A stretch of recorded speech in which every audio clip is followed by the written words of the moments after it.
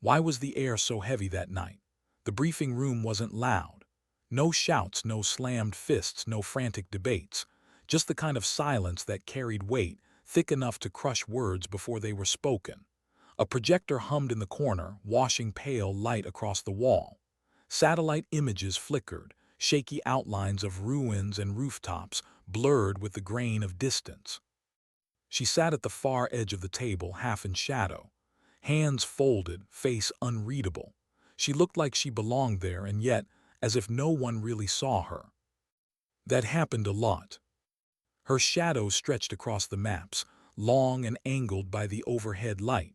It fell across photographs of a target compound, across penciled notes scrawled in the margins. A reminder, a presence that didn't need a voice. The men around her avoided her eyes, not out of disrespect, at least not entirely, but because silence unnerved them, and she had mastered silence. The colonel's voice broke it, gravelly, detached. This one straight, extraction and confirmation. The intel says he's there. You go in quiet, confirm identity, bring him out alive. No heroics, no detours. Straight, she almost smiled. Missions never were. The colonel tapped the screen, his finger landing on a cluster of crumbling buildings. We leave at dawn. Dawn, that word again. Too clean, too gentle for what it masked. Her eyes lingered on the image, not the target, but the street beside it. Narrow, broken. Her memory tugged at her like an old scar. She blinked, hiding it, returning her focus to the room. The others shifted, coughed, cleared throats. No one looked at her directly, but one thought sat heavy in the room. Was she ready? Was she necessary? Or was she a shadow dragged along? She didn't care what they thought, not anymore. She carried something into this mission they would never understand, not until the moment came. Not until it was too late.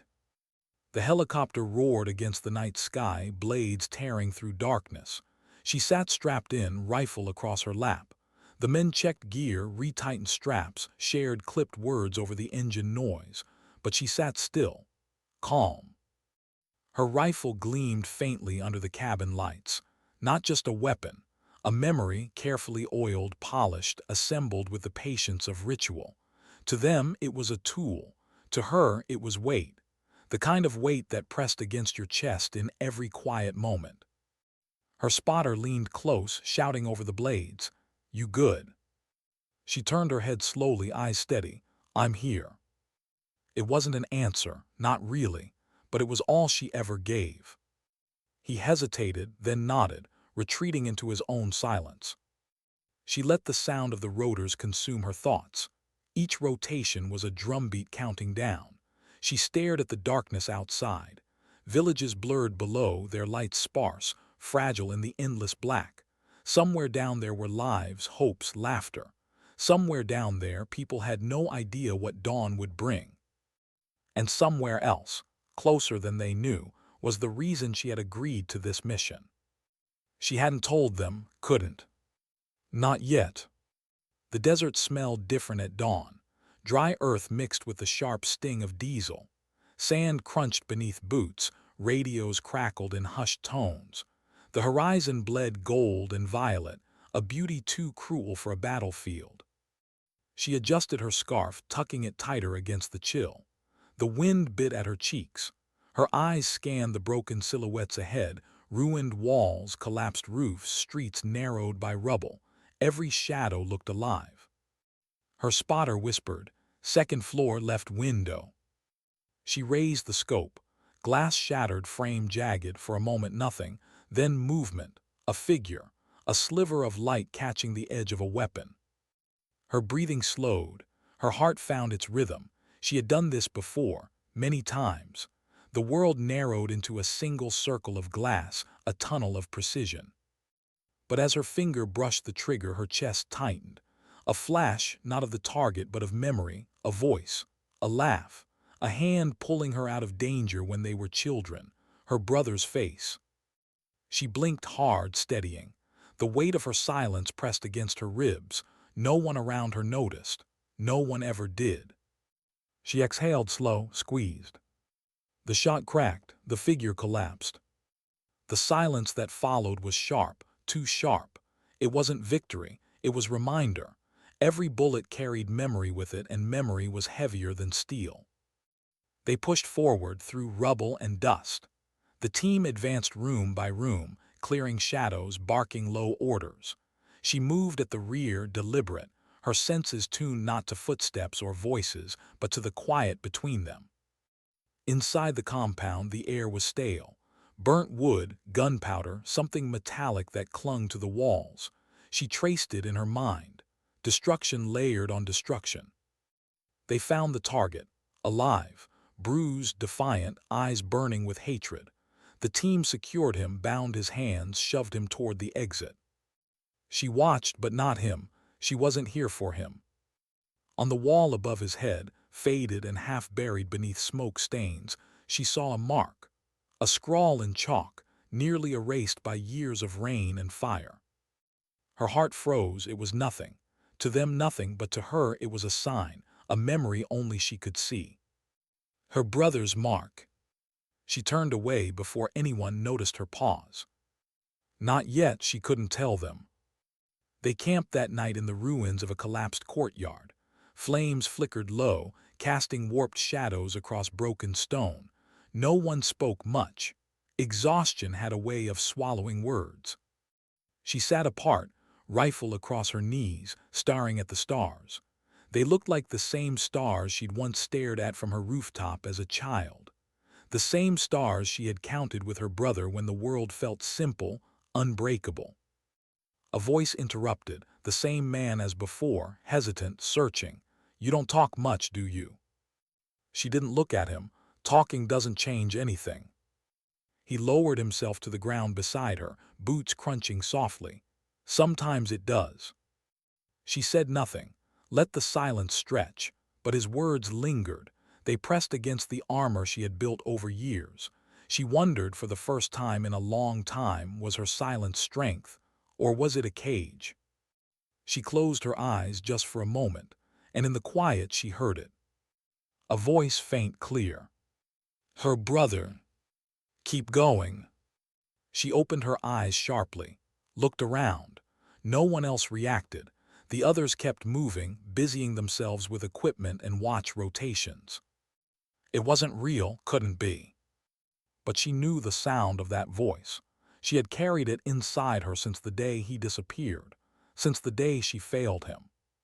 The stars burned colder. She pulled her scarf higher, swallowing the knot in her throat. Tomorrow the mission would continue. Tomorrow she would carry the silence again. But tonight, just tonight, she let herself believe he was still here, watching, urging her forward. When she finally lay back on the hard stone, her shadow stretched long across the rubble. Silent, heavy, a presence too sharp to ignore. It was more than a shadow, it was memory, it was loss, it was promise. A reminder that legends don't need noise.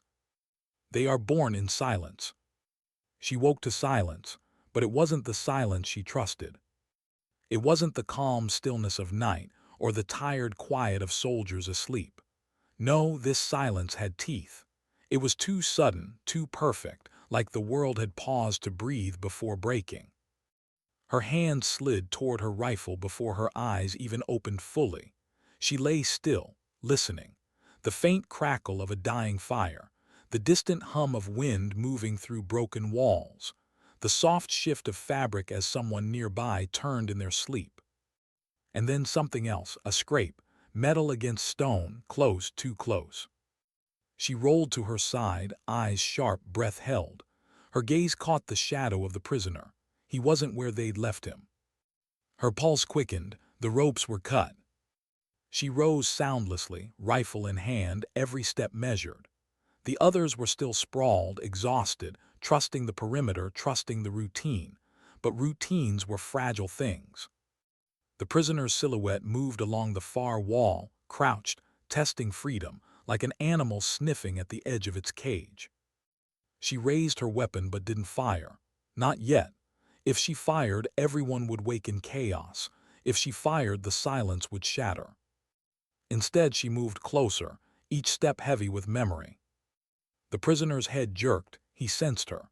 eyes locked, his lips twisted into something that wasn't a smile but carried the same cruelty. For a moment, neither moved, a standoff inside the ruins of a forgotten courtyard. And then his whisper, low, taunting, "I know who you are."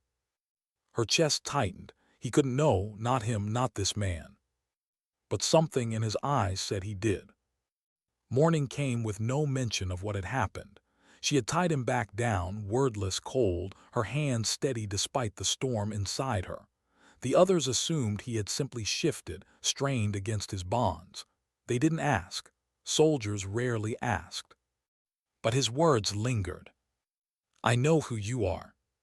How could he? What did he mean? As they prepared to move, the man beside her caught her eye. The same one who always tried to speak with her bridged the silence. "Rough night." She tightened the strap on her rifle. "I'm fine." He studied her as if trying to find cracks, but she gave him nothing. She always gave nothing. The team set out, boots striking rhythm against stone and sand. Radios murmured updates. The prisoner stumbled between two men, his defiance unbroken, his eyes sharp even through bruises. She walked at the rear again, scanning rooftops, doorways, alleys, but her mind was elsewhere. The mark on the wall, her brother's mark. The voice she thought she heard, and now this prisoner's words. It was all converging. The silence around her wasn't empty. It was alive, and it was closing in. By midday, the heat pressed down on them like a hand. Sweat stung eyes, soaked collars. Dust clung to every crease in their uniforms.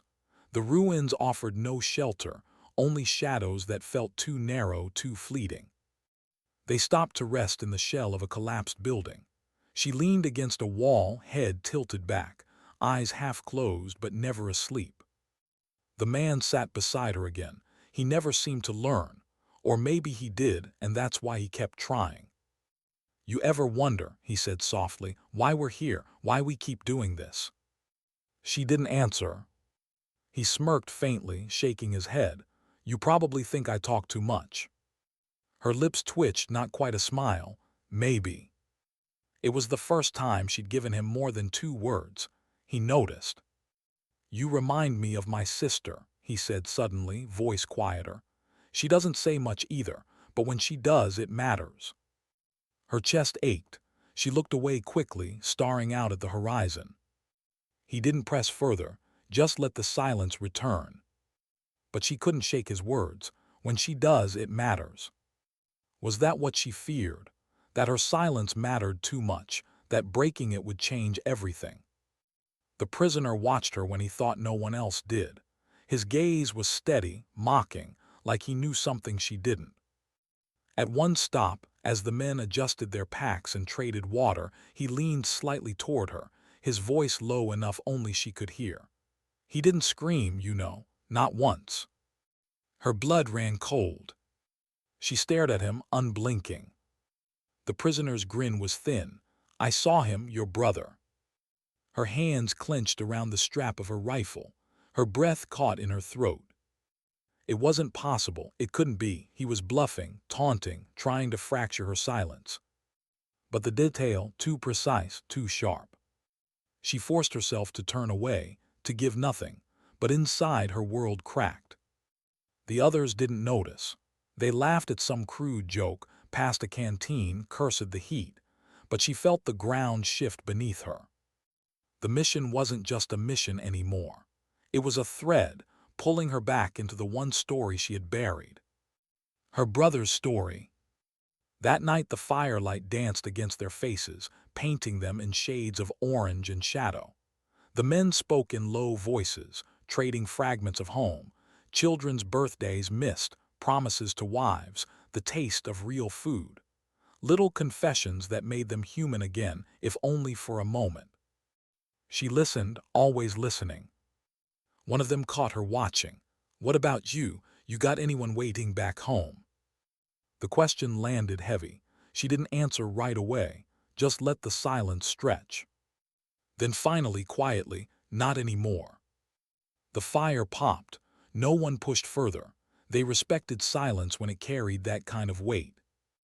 She turned her gaze back to the flames, but in the flicker she didn't see fire. She saw memory, a rooftop under stars, her brother's laugh, his hand reaching to help her climb higher, his voice saying, "One day you'll do something important." Her throat burned. She swallowed it down. Soldiers didn't cry, not where anyone could see. But in the silence of her own mind, the tears fell anyway. Sometime after midnight, gunfire erupted. She jolted awake, rifle in hand, before her body fully registered the sound. The night split apart, flashes in the dark, echoes bouncing off broken stone, shouts cutting through the chaos. The prisoner was gone. Her heart hammered, breath sharp. She pushed into the dark, eyes scanning, ears straining for direction. Muzzle flashes lit narrow streets, sharp bursts of light swallowed by night. She saw him running. Not the prisoner, but the man who had sat beside her, the one who always spoke. He darted forward, firing, covering another soldier pinned against a wall. His shout carried urgency, raw and human. She raised her rifle, scanning rooftops, spotting the glint of a scope aimed directly at him. Time slowed, her breath caught. She remembered her brother's voice. "Keep going." Her finger squeezed. The shot rang out. The rooftop figure collapsed. The man she had covered looked back, eyes meeting hers across the chaos. For the first time, his gaze held something more than curiosity. It held gratitude. And in that split second, before the fight pulled them apart again, she realized something. Her silence wasn't invisible. It was seen, it was felt. Even if she never spoke. The firefight dragged on, the night alive with dust and fire. She moved like a shadow, precise, steady, cutting through the chaos. But beneath it all, the prisoner's words haunted her. He didn't scream, "I saw him, your brother." If it was true, then this mission was not just about orders. It was about finding out what happened to him, about facing the silence she had buried for too long. And as the gunfire echoed into the night, she knew one thing with absolute clarity. The silence was no longer her shield. It was her path. The dawn came too bright, too loud. Light spilled over the ruins like it had no shame, washing the broken walls in soft gold that didn't belong here. The air smelled of smoke and blood, the bitter perfume of a night that hadn't yet ended. She sat apart from the others, rifle across her knees, eyes locked on the horizon. She hadn't slept, couldn't, not after what the prisoner had said. Her brother. The word itself was enough to claw through her chest. He couldn't have known, the prisoner couldn't have known. And yet, his taunt had carried weight, the kind of detail that only came from truth. She clenched her jaw, forcing her breath to steady. Soldiers were trained to carry silence, but some silences cracked from the inside out. Boots scuffed against stone behind her. The man's voice, low, careful, "You didn't close your eyes all night." She didn't look at him, "Neither did you." He let out the faintest laugh, "Fair." For a moment, they just listened to the ruin breathing around them. Wind through hollow windows, distant dogs, the faint hum of an engine somewhere too far to matter. Then his voice again, quieter. "I saw you last night, that shot you took, you saved me." Her grip tightened on the rifle. She didn't answer. He leaned closer. "Why do you fight like that, like it's personal?" Her throat burned, but her face stayed stone. She said nothing. He sighed, sitting back. "Fine, keep your secrets." But his words lingered, like it's personal. He was right. It was. The march began again, boots pressing deep into dust. The prisoner shuffled between guards, wrists bound tight, eyes sharp with mockery. Every so often his gaze found hers, holding too long. He said nothing this time. He didn't need to. She could hear his voice even in silence. "I saw him, your brother." The thought gnawed at her as the sun climbed higher. Every step forward pulled her deeper into a past she tried to bury. She remembered the day he left, the way he had ruffled her hair with that easy grin, saying he'd be back before she knew it. The way their mother had stood in the doorway, worry disguised as pride. And the way silence had followed when the news came, missing in action. No body, no closure, just silence. Silence she had carried like armor ever since. Until now.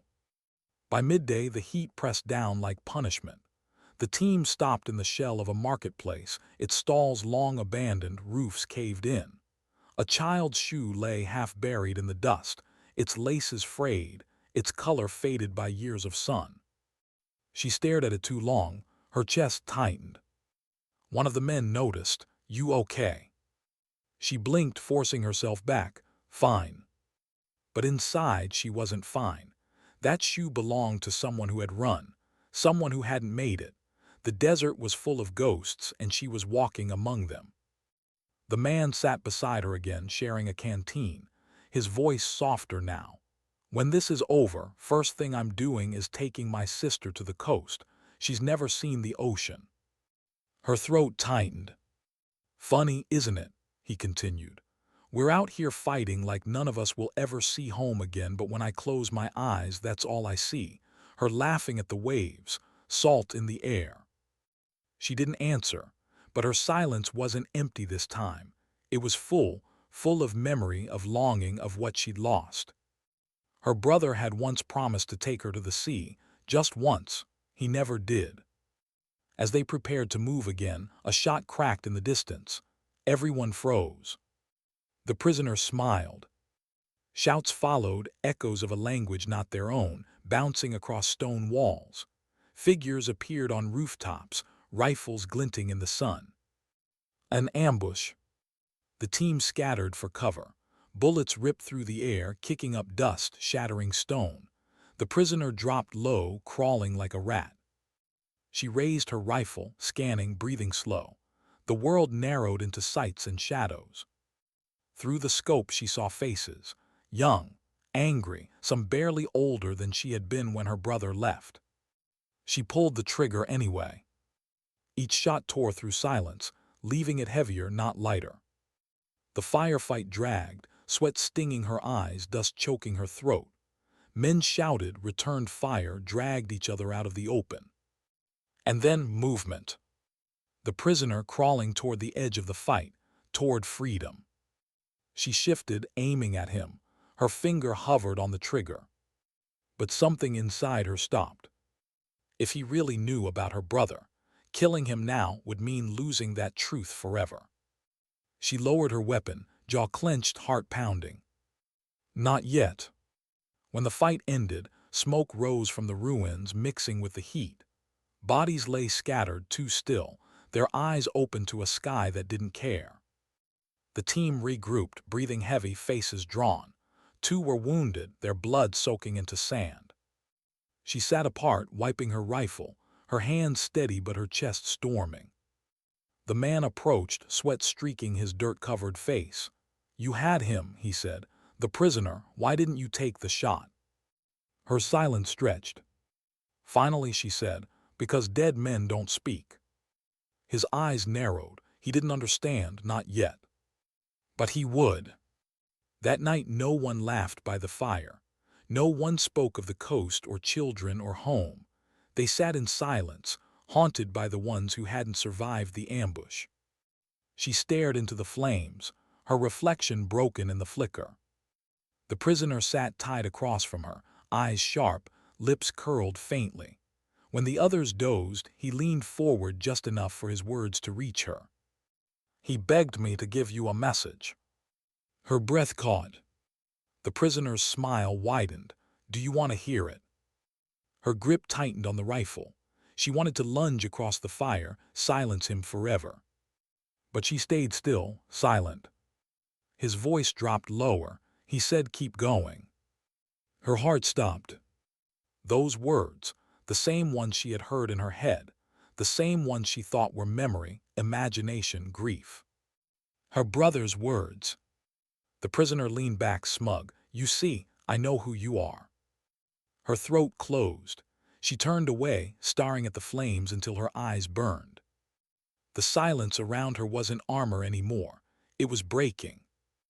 And inside that breaking, something else was growing.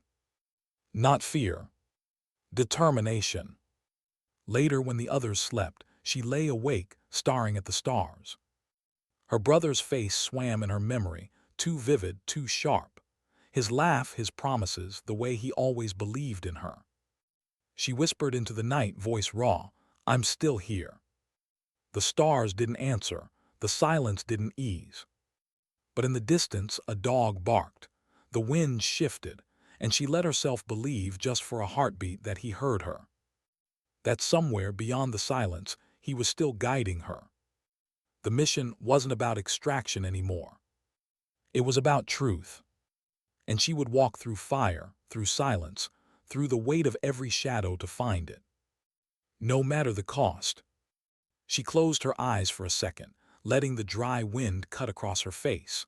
Why did it feel like the air itself was waiting, heavy, like it knew what was coming before any of them did?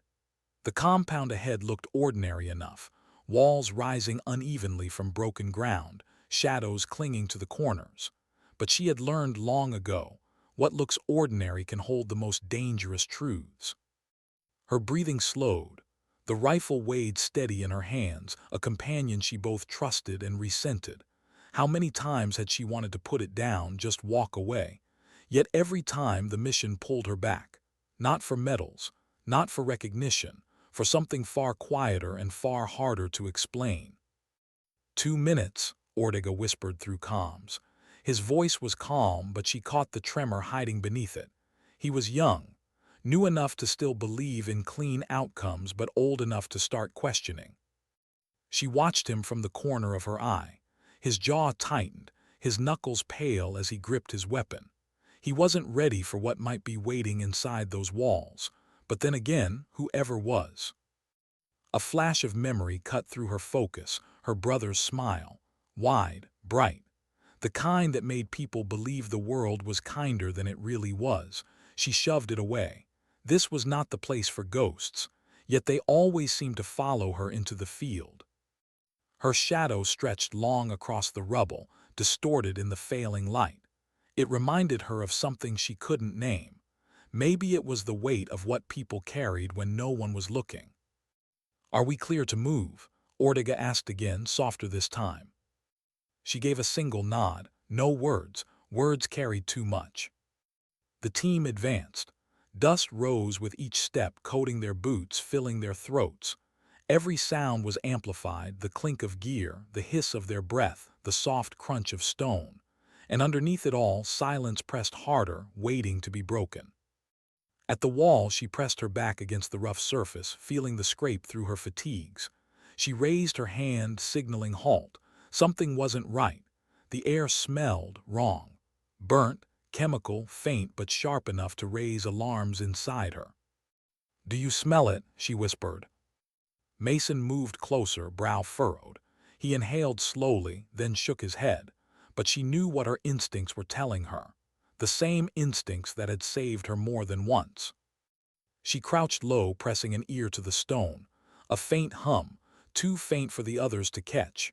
But she knew the sound, generators, buried, hidden, powering something that didn't belong in a crumbling compound. "What do you hear?" Ortega whispered, voice strained. "Not safe," she breathed. "It's not what it looks like." Their orders had been clear: confirm and extract. But clarity on paper never matched reality on the ground. She weighed the choice. Push forward and risk it, or pull back and leave the unknown unchecked. Both choices carried shadows. Her chest tightened. She thought of her brother again. Of the night she got the call, the silence on the line before the officer spoke, the world collapsing in slow motion. He hadn't come back. He hadn't even had the chance to question whether his orders were right. She wouldn't let his story repeat. "Hold position," she whispered, steady. Mason's jaw set, but he didn't argue. Ortega shifted, restless, waiting. Minutes passed like hours. The hum beneath the wall kept vibrating through her bones, louder in her mind than in reality. She tried to picture what it could be powering. Lights, communications, or something meant to tear them apart the moment they stepped inside.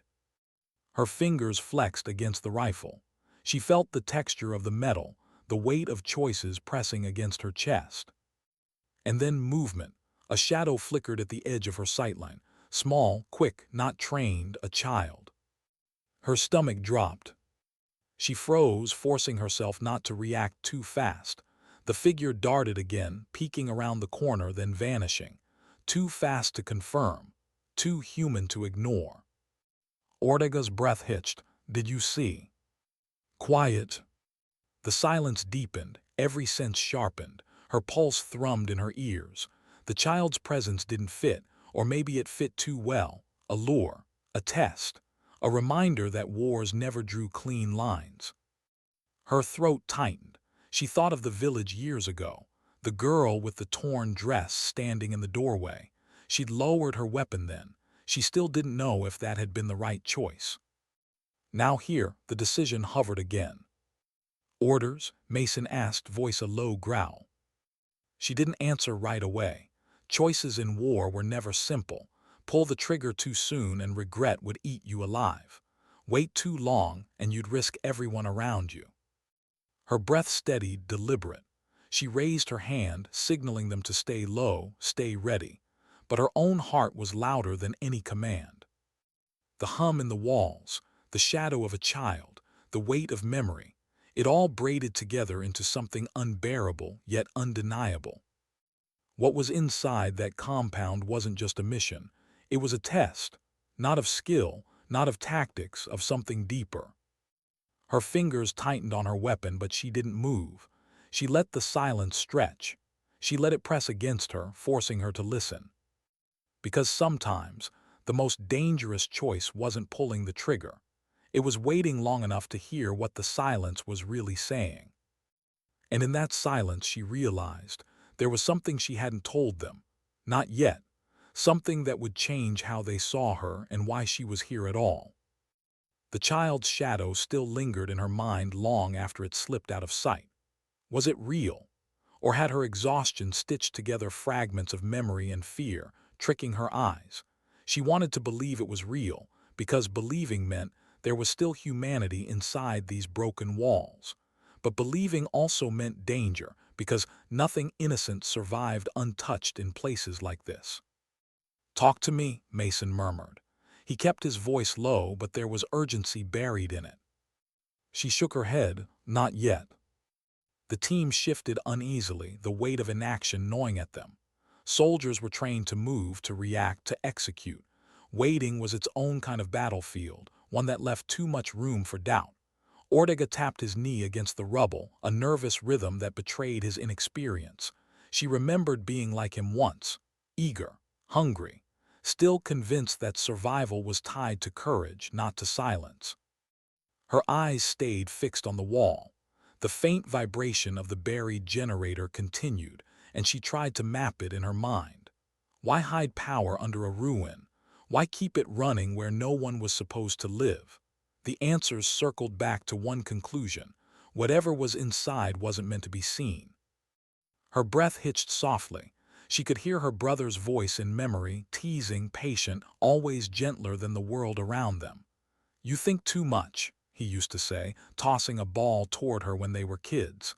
"One day it'll save you, or it'll break you." It had done both. "Let's flank around," Mason whispered. His tone wasn't questioning, it was firm. He wanted a decision.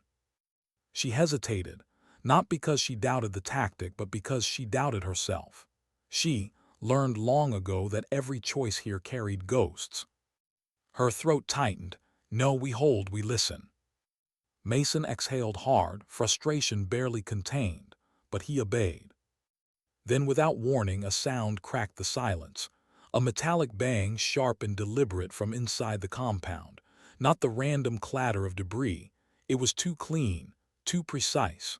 A signal. Every muscle in her body tensed. The mission briefing had not mentioned resistance, but resistance had a way of rewriting missions in seconds. Ortega's eyes widened, catching hers. "They know we're here." She gave a slight nod. It was possible, or it was meant to make them believe it. Fear was a weapon, and whoever was inside knew how to use it. She closed her eyes for half a heartbeat. Inside the darkness, she saw her brother again. Not the boy tossing a ball, but the soldier walking away the night before his last mission. She hadn't said goodbye properly. She hadn't known it was the last time. That guilt had built a cage around her, one she carried into every deployment.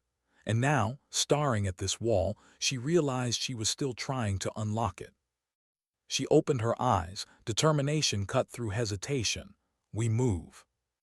The team shifted instantly, muscles coiled. She signaled Mason to the left, Ortega to the right. They crept along the wall, rifles ready, eyes scanning every corner. The air grew heavier the closer they got to the entrance. At the doorway she paused. The shadow of the child flickered in her memory again. Was it a warning, a trap, or just a ghost her mind couldn't release? She pushed forward, pressing her shoulder to the frame. Inside was darkness, thick, layered, suffocating.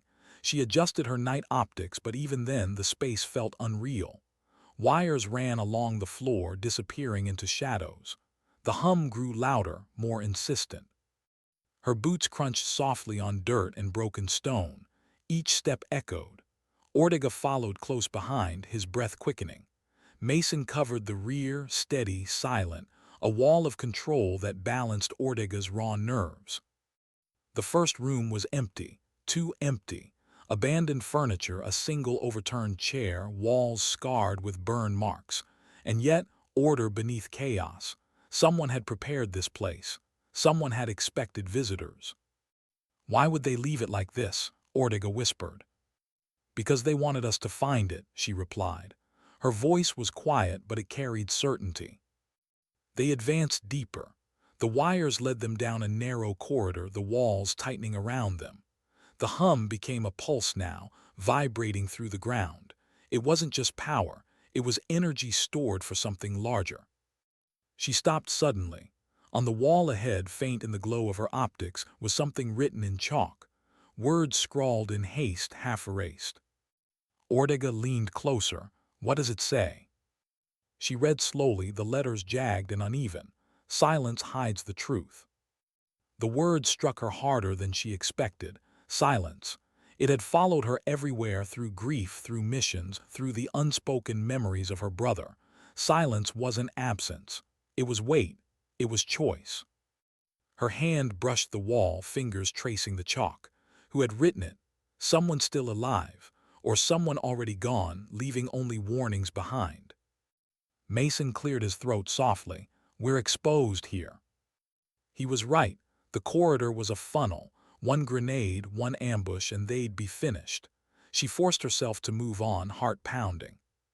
The next doorway opened into a larger chamber. And there, finally, they saw the source of the hum. A generator. Large, industrial, out of place in a ruin like this. But it wasn't just powering lights. It was feeding something else. Thick cables stretched across the room, connected to a bank of screens and equipment covered in dust but still glowing faintly. Ortega blinked. This is a control hub." Mason scanned the perimeter. For what? No one answered, because the truth was heavier than words. Her eyes landed on a table in the corner. Scattered papers, maps, photographs. She moved closer, each step dragging her deeper into the unknown. The photographs stopped her cold. Faces, families, civilians, each marked with red ink. Not targets in the military sense, targets in the human sense. Every face carried weight. Every face carried a story. Ortega stepped beside her, his voice shaking. "Why would they?" She swallowed hard, throat tight, because this wasn't about war. It was about control, about fear, about using silence to erase entire lives without anyone noticing. Her chest burned. She recognized one of the villages circled on the map, a place her brother had passed through on his last mission, the same mission he never returned from. Her hand trembled against the paper. For years she had wondered why he died there, why that place had swallowed him, and now, staring at the evidence, it began to make sense. He had stumbled into this, into something larger, something hidden. Her breath came sharp, unsteady. She wanted to scream, to cry, but she stayed silent. The team didn't need her grief. They needed her control. She folded the map, tucking it into her vest. Mason's eyes caught hers. He saw the shift in her. He didn't know why, but he knew something had cracked open. The silence in the room grew unbearable. And then faintly they heard it again. Movement, a shuffle, a breath.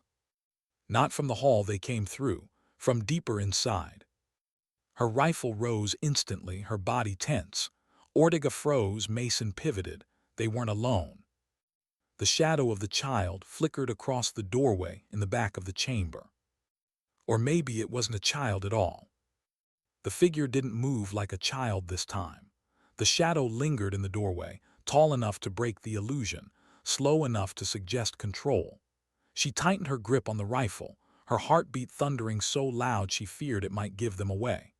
Ortega's chest rose and fell in quick bursts, and Mason had already steadied into that sharp stillness he carried like second skin. The shadow shifted. A boot scraped against concrete. Whoever it was, they wanted to be heard. She raised her hand, silent signal, wait. But waiting had a cost. The figure stepped forward, one careful pace at a time. The dim glow from the generator cast thin light across the intruder's frame. Dust clung to a tattered coat. Hands empty, raised just enough to show they weren't holding a weapon. A man older, lines carved deep into his face, eyes hollow but alert, not a fighter, not exactly. He spoke, voice cracked from dryness, "Don't shoot." Ortega flinched, rifle jerking. Mason pressed a steadying hand against the kid's shoulder. She kept her weapon trained, her voice low, "Who are you?" The man swallowed hard, gaze darting to the glowing equipment behind her. "Doesn't matter who I am. What matters is, you shouldn't be here." She narrowed her eyes. "Then why are you?" He hesitated. His lips trembled as though he wanted to speak but feared what words might unleash. Finally, he whispered, "Because silence has a price, and some of us are still paying it." Her stomach twisted, the chalk on the wall. Silence hides the truth. The man looked past her to Ortega and Mason. "You think you came here on a mission, but you didn't. You were brought just like me." Mason's jaw flexed. "Brought by who?" The man's voice broke. "The ones who write maps with red ink. The ones who never step onto the dirt but decide who disappears. This," he pointed a shaking finger at the equipment, "this is how they keep count." Her chest clenched, faces on the photographs burned in her mind, villages circled, families reduced to data points. And beneath it all, the sharp ache of recognition. Her brother had passed through those same villages. He had touched this web of silence before it swallowed him whole. She took a step closer to the man. "You've seen them, the people behind this." His eyes dimmed with something heavier than fear. "I saw enough. Enough to know they don't forgive witnesses." Ortega's voice cracked. "So why are you still alive?" The man let out a bitter laugh, short and hollow. "Alive isn't the word, breathing, yes, living, no." She studied him, every twitch, every pause. He wasn't lying. He was drowning in something too heavy to fabricate. Mason's patience thinned. "We need answers now." The man's gaze returned to her as if he'd chosen her before she even spoke. "You're not like them. You didn't come here for orders. You came here for something else."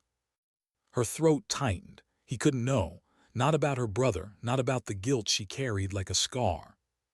But his stare didn't waver. "You lost someone." The words cut through her like shrapnel. She forced her breath steady, forced her face to remain unreadable. Yet inside, everything shook.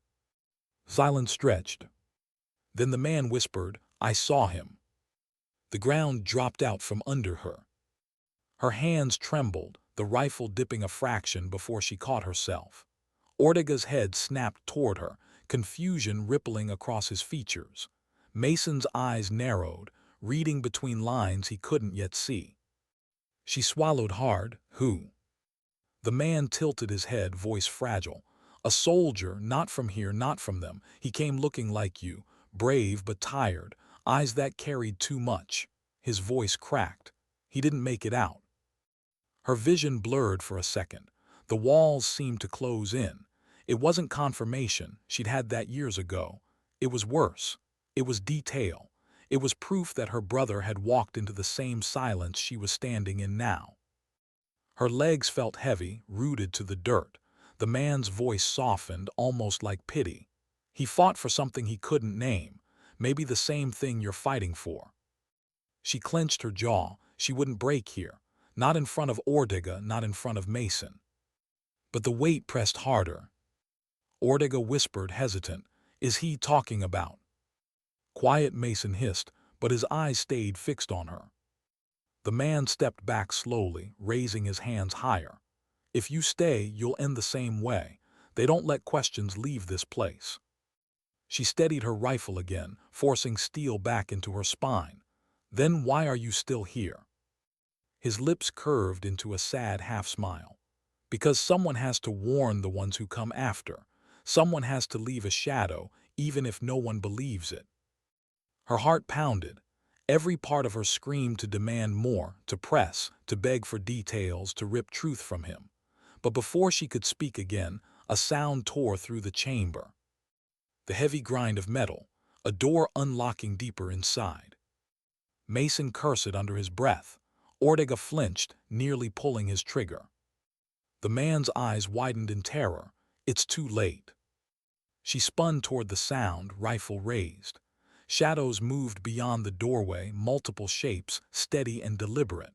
Whoever they were, they hadn't come to talk. The silence shattered. And in that shattering, she realized this was the moment her brother must have faced. The moment silence ended and choices decided who stayed breathing. The grind of the metal door echoed like thunder in a tomb. It wasn't loud by battlefield standards, no explosions, no gunfire, but in the thick silence of the chamber it felt deafening. Her pulse quickened, sharp and uneven. She knew what that sound meant. Control was slipping. Mason steadied instantly, rifle up, stance wide. Ortega wasn't as smooth. His hands shook, breath ragged.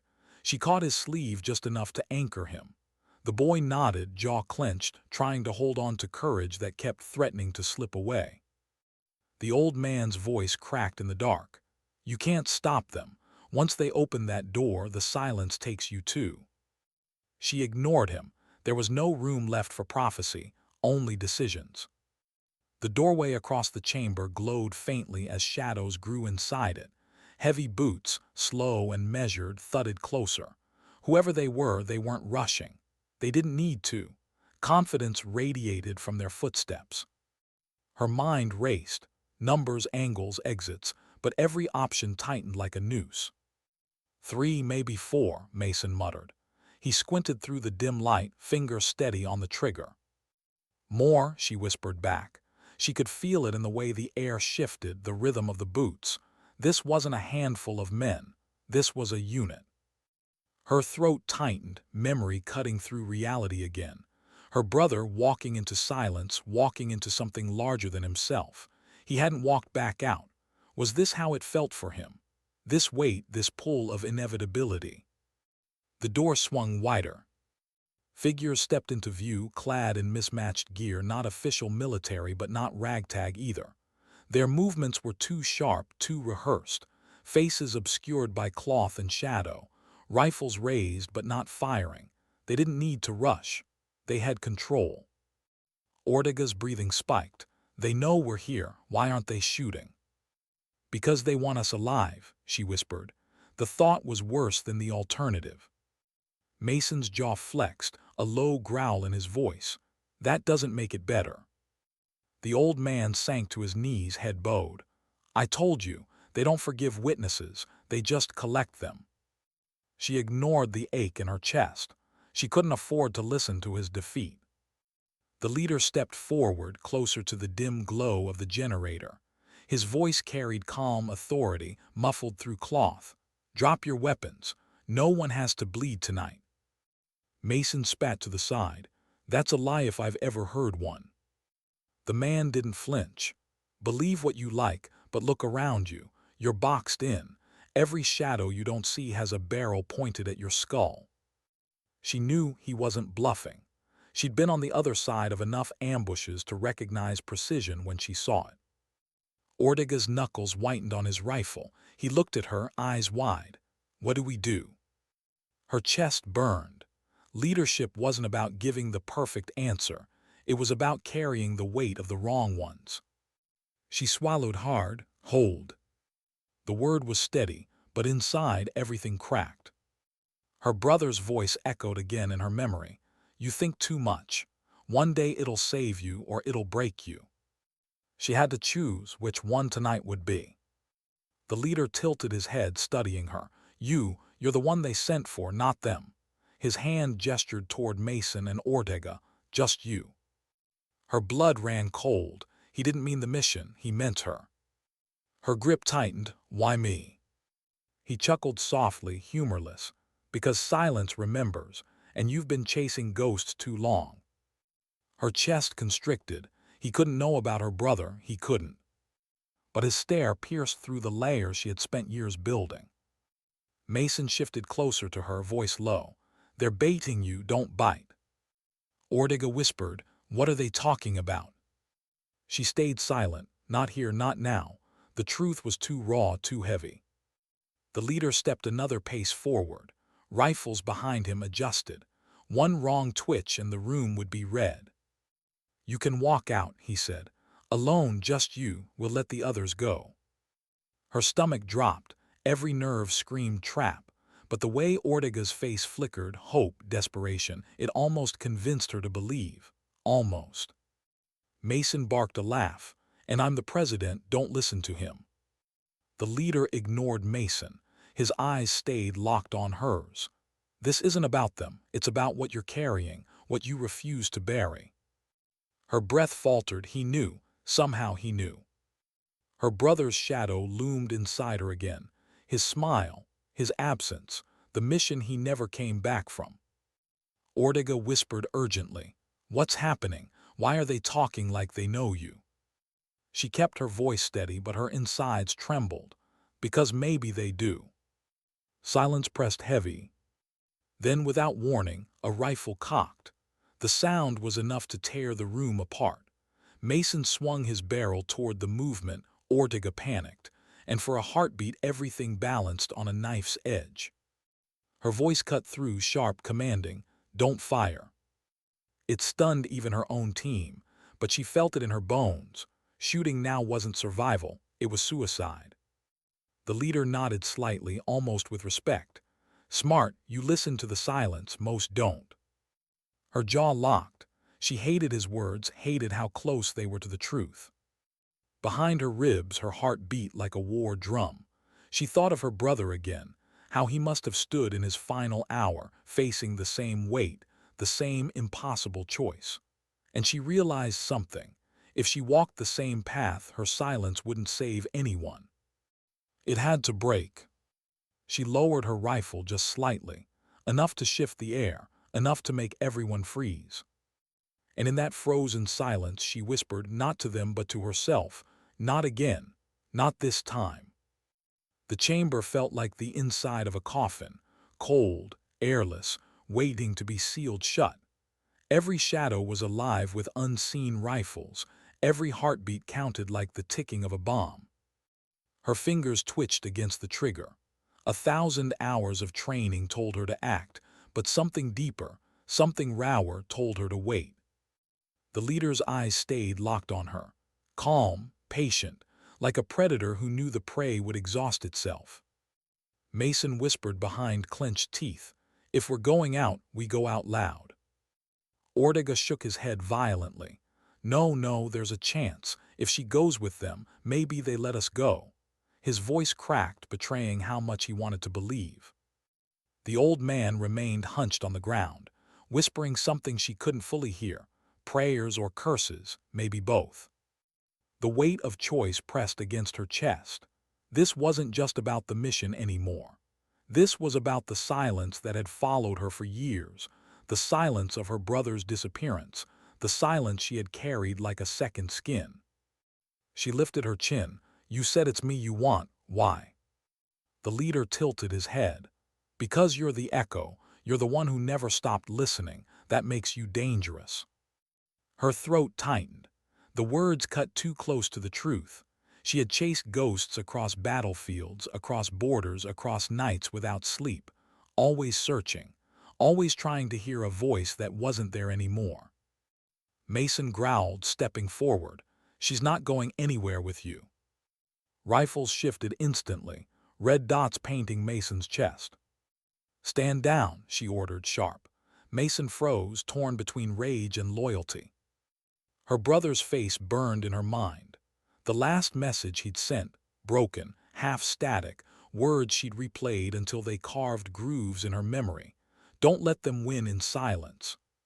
She had never understood what he meant, until now. Her breath steadied. For the first time in years, her fear didn't feel like chains. It felt like fuel. "You think you own the silence," she said, voice cutting through the chamber. "But you don't. It remembers more than you want it to. It remembers him." The leader's calm faltered, just a flicker but enough. She stepped forward, rifle still lowered but grip unshaken. "You tried to erase him, but memory doesn't die that easy. I carry him, every step, every choice, and I'm done running from it." The air shifted. Mason's eyes widened. Ortega blinked in confusion, but something in her tone steadied him. The leader's voice hardened. "Careful, you're speaking like someone who doesn't value her men's lives." She didn't break eye contact. "No, I'm speaking like someone who's ready to end this, right here, right now." And for the first time, silence wasn't their weapon. It was hers. The enemy hesitated. Doubt seeped into the edges of their formation. Because soldiers, no matter how disciplined, knew the truth. A person with nothing left to lose was more dangerous than an army. She saw it in their stances, their hesitation, the shift from absolute control to uncertain ground. Her brother's voice echoed again. "One day it'll save you or it'll break you." She tightened her grip, steady now. "Mason, Ortega on my mark." The leader raised a hand sharply, signaling his men, but it was too late. She moved first. The chamber exploded in chaos, rifle fire shattering the silence, sparks showering from the generator as bullets tore into steel. Mason roared, Ortega screamed, and she didn't hear fear anymore. She heard clarity. Every shot, every step carried her brother's shadow forward. This wasn't running from silence. This was breaking it open. Smoke filled the room. Shadows fell. And through it all, she didn't stop moving, didn't stop fighting, because this was more than survival. It was reclamation. When the dust finally began to settle, when the gunfire ebbed and only the ringing in her ears remained, she realized something. She was still standing. Mason was battered but alive. Ortega, wide-eyed and pale, clutched his weapon like a lifeline. The old man rocked slowly, whispering, but this time his tone was different, less doom, more awe. And the leader, he was gone, vanished into the smoke, leaving only silence behind. But it wasn't the same silence as before. This one was hers.